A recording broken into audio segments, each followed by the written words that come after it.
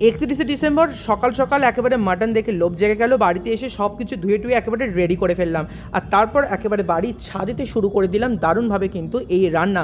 আর সবাই কিন্তু জোর কদমে কিন্তু শুরু করে দিয়েছে।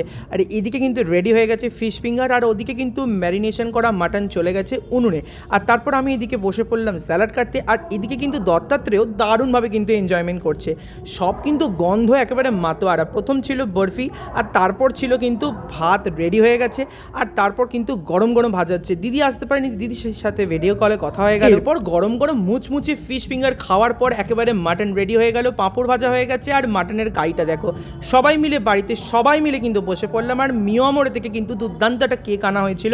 সেই কেকটা বাড়ির সমস্ত বয়োজ্যেষ্ঠরা কিন্তু কেক কেটে ফেললো। আর সব থেকে বেশি এনজয়মেন্ট ছিল দত্তাত্রেয়, বাড়ির ছোট্ট সদস্য। আর তোমরা কীরকম এনজয়মেন্ট করলে? আমি তো বাজি পুরি তো দারুণ সেলিব্রেশন করলাম। সবাইকে নতুন বছরের শুভেচ্ছা আর ভালোবাসা।